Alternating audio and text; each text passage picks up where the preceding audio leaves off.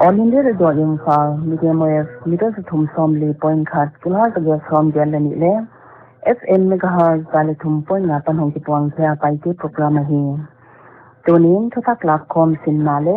ngai ke tu ten ma ton leng kilom tak tak non tel kom tel ngai nai ni dingo. La te lama sa pe nai ngai dingo, ste na ngai no chila zakimina sak. Deyam tel tu te, pe khang mi so rama pan, lam thian muan ning pi le thang no. Kai lam zo do na pan sia khop le alom te Kolkata Manipur Bhavan a om jam khan lalin azon loi te ngai dia tel songtal khang loi ngem ngom pola pan pau khan lian tuan thian lal wong ka pau thian gin muan le ismai ka ingai dingo se na ngai no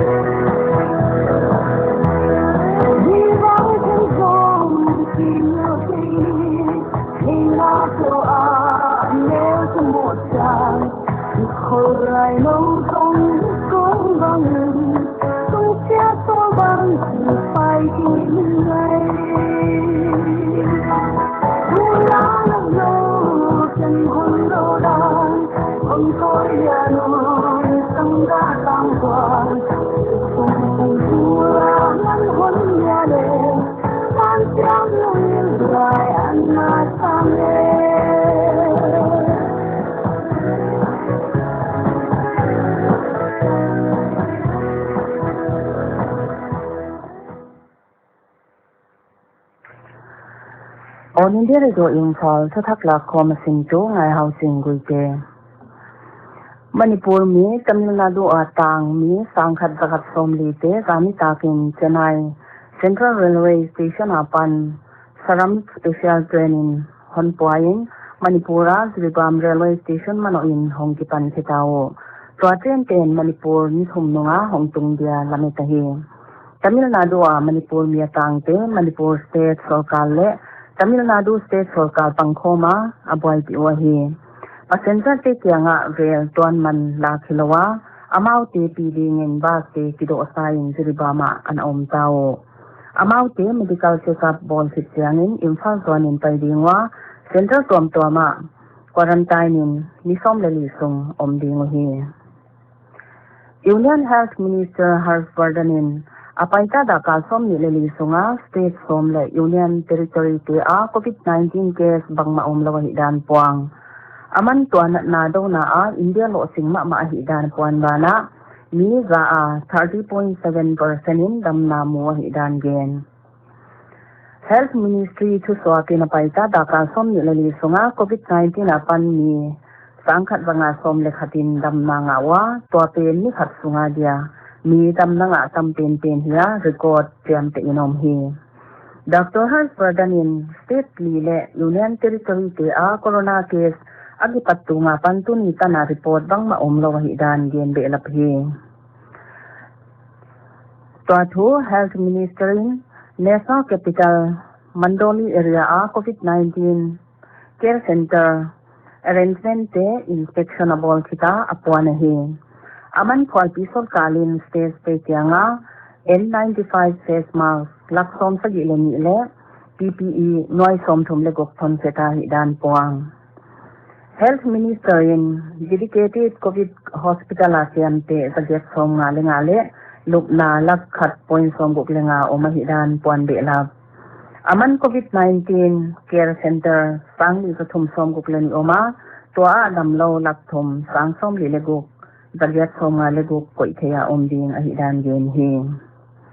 Apaita takal tamlo sungin Air India special flight in United States, United Kingdom, Philippines le Saudi Arabia apan India miatangte India hontuntahi. First Air India special flight in US, San Francisco apan India mi sani som ilenga Mumbai hontuna Air India flight ma in India mi Philippines Manila apan Mumbai hontunhi. Tweet tungtonin External Affairs Minister Dr. S. Jaisankarin Air India Ministry of Civil Aviation le Maharashtra Government kaya nga support piyak na tunga at ipapitu puang. Tuabana Air India in London na India mi Paite Bangalore patungta a Air India ma in Saudi Arabia riapan India mi ka somthum lekwate Delhi hong patungta hi. Indian Railway in Jinchanga pan passenger train service pannon tadingo. To train te New Delhi station apan Dibrugarh, Agartala, Howrah, Patna, Bilaspur, Ranchi, Bhubaneswar, Secunderabad, Bengaluru, Chennai, Madgon, Mumbai, Ahmedabad le Jammu Zwanin tay tadingo. Tuni taglam dakli apan train reservation booking tipanta a IRCTC website pinton in booking ball ding. Railway station ticket booking counter te dinga. Passenger confirm ticket ni tikya. Railway station load ding. Passenger te rela alot mawon screening test ni dingwa amayo leng atwa mo ngai ding hi. Tunia dia tutak la komisin cherte hai tena hi. Late labana ngai non dingo tunu zogam sila doni na sak Deyam tel tu cenayapan dike bungai tein hontel angai che dia de te mizoram mun tuam tuama om paupi mingthang lamka mun tuam tuama om ngai lian swan ting hang hal hauniang lian vung pa kham lian le leng zakham te na ngai duwa hontel hi ingai dingo tunu zogam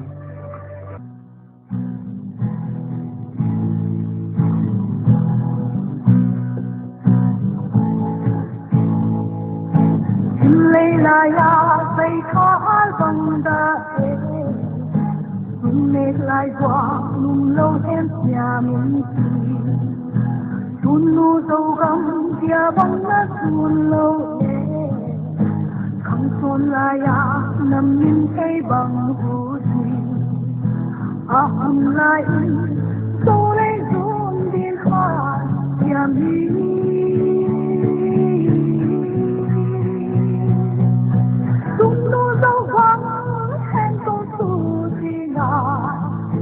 Tâm bóng run đi lia lệ làm thế ô say thái lòng gồng hạt sắc thế đi dấu lệ hẹn câu ngoài năm bóng suốt mùa ngày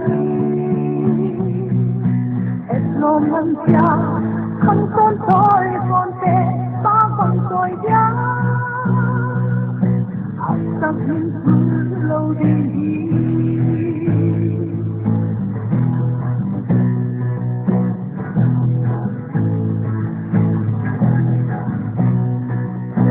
Yang mahoma upata sole lung mang te sam di bang dong le thăng son tôi son in gia băng tha suôn in dân mang tia ngà nhìn băng phun lệ hằng vì hàn vì tia đâm lấy hồng pha xa lệ đi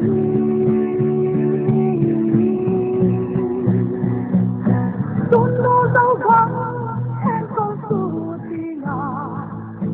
tâm băng xuân đi tia lệ tam tia hồ say thái nhầm bằng hạt sắc vẽ dấu lấy hẹn tôi ngoài nắng bóng su hoa ngày hết lôm nắng xa không son tôi còn tên ta bằng tôi giá hạt sắc lâu đến khi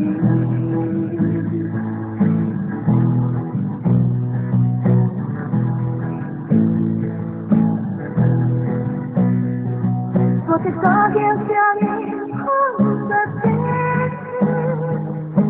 ta lại dù bằng không tên mà không nào đã ta nhìn thấy lắm đi dấu lấy vàng kia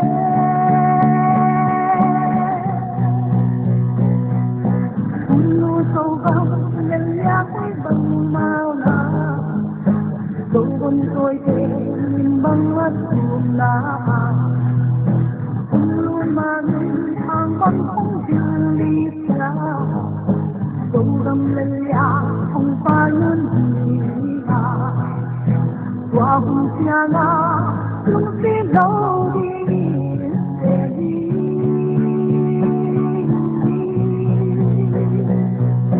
luôn đâu dấu vắng hẹn con su thì ngà tâm băng xuân đi nhà lệ tam tia hồ say thái nhầm bằng hạt sắc vẽ đi dấu lấy hẹn tôi ngoài nắng bóng su hoa ngày hết lo nắng cha không son tôi còn thế ba bằng giá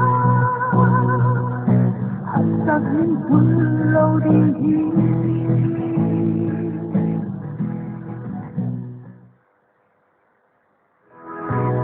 Upalamte COVID-19 apan kiren dingdan hiding ina omin ina ni hong ki mo piken alo thelo hi le meter khatin ki gamlaun na khut le mai awang kilin sabon to sil siang gi gen na khu a hi ke la a the chen na bana ai ke le tissue paper ai ke le romolin ki dalin na zo chen tissue paper pain la na dial neu so pa in ina ki wan an le me anum lai nen la yimon ha na ding in thei tui bol tom donin ko ul pot takin la mit si sign tu di de in naram doi nagi ge in nakyanga omlo tanaute lomte to ki hoin la akul le in kwante panpi na to video call in ki hozelun nit alle khuksin he bingel sa a omle khol photin na khoi khang na mun te te ma disinfectant na dal na dam loin ha syang gi ge nadam the na enzelin khosi khu na khak sana nei nge le kin takin ki at kol na mun nai pen nai pa in la hon na hil bang bangu zuin hi lo ding te na khut sunga hi te le mai hum lo in khu le ha thai ken khosik le khu mi te to kinai ken namit mai nak le hoi ken dam lo te kyanga om ken nang thuin dam doi na ken na ta law le lom te to khut kilen in le ki pom to ken ki che ka bin dam doi na ho ken alo thei lo hi le phone tung ton in dongin ni pi om khom na a ho ken alo thei lo hi ke le ina pan pot hi ken late la ba nai non dingo be sampo asiam sila sinthiam la le esting nu na sa deon tel tu te pal khwanga pan pum pole dia khoi ten sin zol le bung mala o malom te ngai de hom te no hi ingai dingo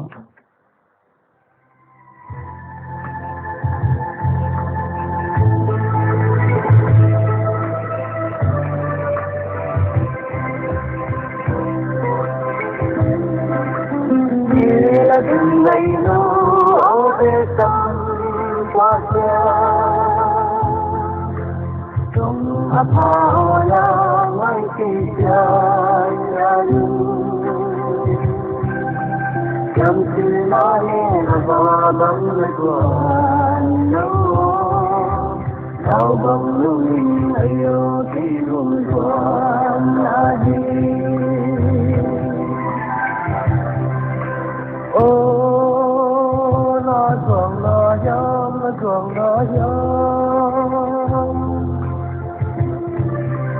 đoàn lầu đi nắng sóng cái gió hi sẽ lung lung mây cái bóng anh lên dài anh lên dài mê là tình gây lũ ở bề trong qua nhà tung áp thao la mai tươi trong tim ta nghe là ba bóng lệ toàn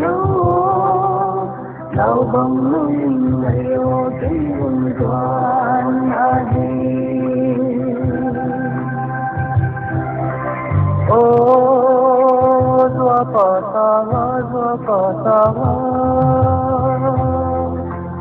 quăng dâu ram pa bang lô lô đi ta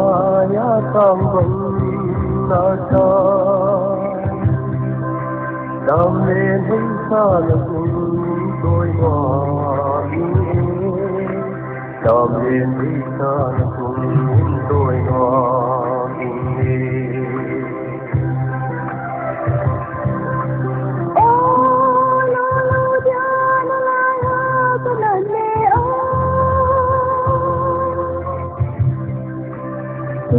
le doa sun thu khang ba ho lai na doa na sun thu lai ta ni lung mai bang ti nga chen na di mai lo lung mai bang ti nga chen na di mai lo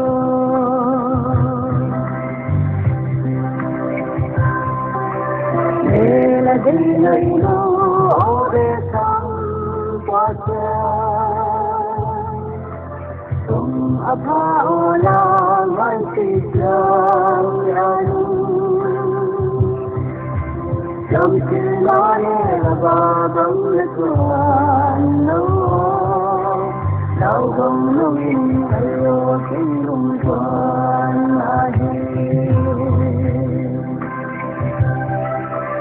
mê là tình ngày lũ ô đê sông qua cha tung áp thao la mai tươi trong tim ta nghe là ba bóng lệ toàn đau bóng lưng ngày ô tiếng buồn toàn